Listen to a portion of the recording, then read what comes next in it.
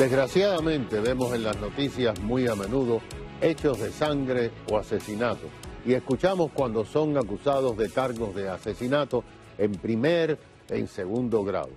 Quizás más de una persona piensa que un crimen es un crimen, pero hoy vamos a conocer el complicado mundo de los casos de homicidios con el afán de buscar una sentencia en las cortes.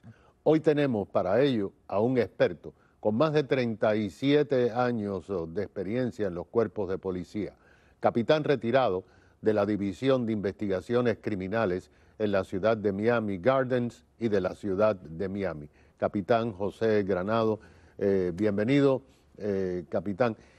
Usted ha estado en dos ciudades que son calientes. Sí. La ciudad de Miami Gardens y la ciudad de Miami, no toda la ciudad, claro, pero hay horas, zonas y momentos en que son bastante... Vamos a hablar de cómo comienza usted su carrera en la ciudad de Miami como detective de homicidio. Primero que nada, cuando yo terminé la carrera en el ejército, la ciudad de Miami estaba abriendo las plazas y entonces, lógicamente, yo creo que era una transición fácil para mí entrar en la policía.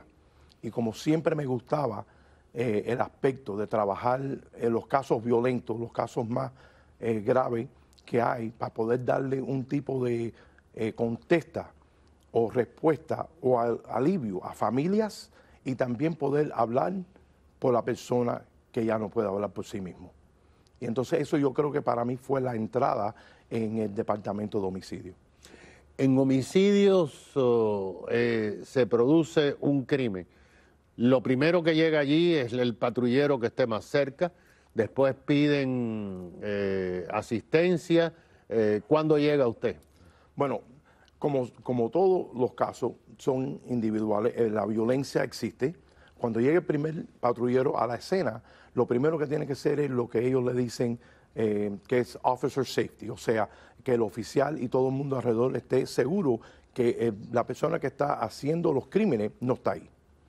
Se asegura la escena para que nosotros, los investigadores, nos llamen y podemos empezar la investigación.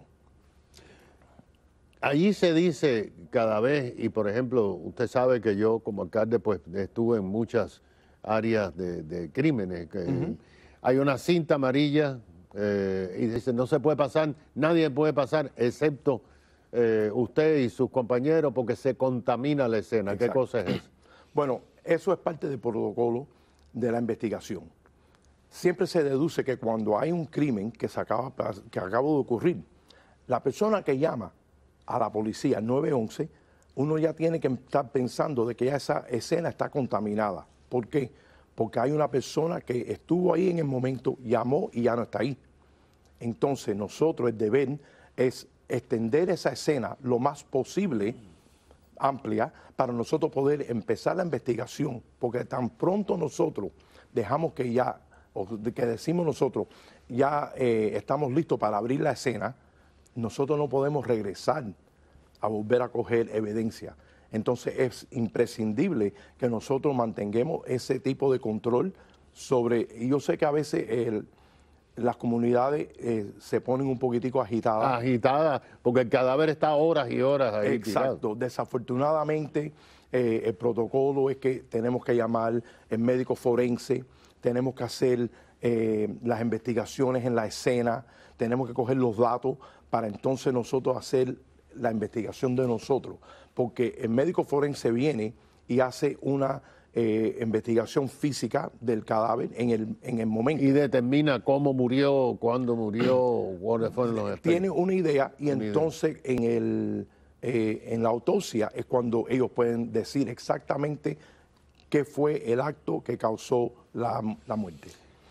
Siempre ustedes se encontraban con gente que dicen, yo no soy chivato, yo no soy snitch, yo no chivateo, y no quieren hablar, aunque lo hayan visto. Sí. ¿Qué pasa ahí? Desafortunadamente, nosotros siempre teníamos un protocolo bien simple. Las instrucciones mías eran, sigue saliendo a la escena, sigue yendo al vecindario, porque hoy la persona no quiere hablar con usted, pero si la persona continuamente se ve que usted está ahí tratando de resolver el problema, siempre tienes el chance de tener esa persona venir y decirle, cuando tengas un chance, dame tu tarjeta y yo te voy a llamar. Es la persistencia. Uno tiene que ser una insistencia que nos ayuda a nosotros, obviamente, nos da más claridad de lo que ha ocurrido y también ayudamos a una familia y al difunto. Son largas las investigaciones, toma mucho tiempo, todas son distintas, pero toma tiempo para determinar quién fue, dónde está la familia de la víctima, porque a veces ustedes no pueden avisar a la familia por cierto tiempo, ¿no? Claro. Nosotros, lo bonito de ser un investigador en este tipo de casos, y no porque son casos tristes y trágicos, es que nosotros hacemos todo lo posible para lograr tener y obtener información de la víctima, tratar de darle la información a la familia antes que lo oigan por el noticiero. A veces eso no sucede así. Nosotros tratamos de coger todos los datos posibles para nosotros seguir la investigación, porque cuando nosotros llegamos a la escena, el investigador que empieza, uno siempre piensa que es en las primeras 48 horas por el show de la televisión, ¿no? Pero en sí son entre las 48 y 72 horas que son críticas para nosotros poder tener esa información que necesitamos para seguir y avanzar la investigación. Capitán, mucha gente se pregunta, ¿qué diferencia hay? ¿Asesinato en primer grado, asesinato en segundo grado, asesinato no entendido? Ajá. Bueno, vamos a tocar sobre los temas del primero y el segundo. Cuando se trata de un caso de asesinato de primer grado, hay un tipo de premeditación. Hay actos de violencia en contra de la víctima que se usan como aggravated circunstancias para subir el cargo. Entonces es un caso que uno con consulta con el fiscal propone todo lo que uno tiene en el caso y entonces lo introducimos a lo que se llama en la corte para poder hacer una presentación, porque es un caso capital o un caso grande. Entonces cuando uno va a la corte se presenta y entonces te dan el veredicto si sí o si no pueden seguir como primer grado. Yo recuerdo que de mi oficina yo le di a la fiscal Katy Fernández Rondel una cantidad de dinero para los casos fríos, homicidios que no habían sido resueltos. ¿Qué son los casos fríos? Los casos fríos son casos, vamos a suponer que hay un investigador que tiene un caso y ese investigador ha tratado de lograr por todos los remedios habido y por haber coger un fin a quien fue que cometió el delito.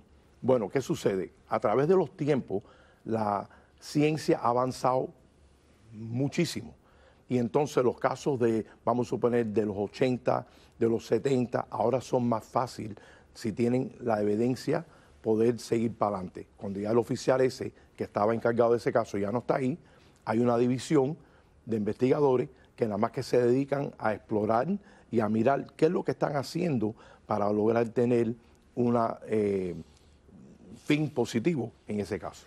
¿Cómo tú lidias con los familiares de una víctima? Porque la gente se desespera y va para arriba de ti. Sí, ahí es donde el detective, el investigador profesional que tiene conciencia, tiene que darse de cuenta de que los familiares acaban de pasar por un incidente muy traumático. ¿Qué es lo que sucede? Ellos tienen, se les sube todo lo que tienen adentro.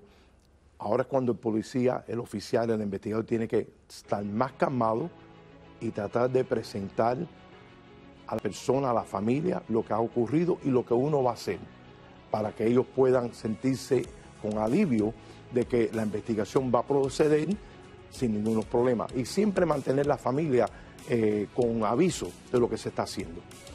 Cuando regresemos con el capitán retirado de la División de Investigaciones Criminales, José Granado, vamos a hablar de 3 libros que él ha escrito sobre los homicidios. Ustedes se van a interesar, nosotros estamos muy interesados en conocer por qué esos 3 libros y qué podemos aprender leyendo. Y también, después de su retiro, qué va a hacer próximamente el capitán José Granado. Enseguida regresamos.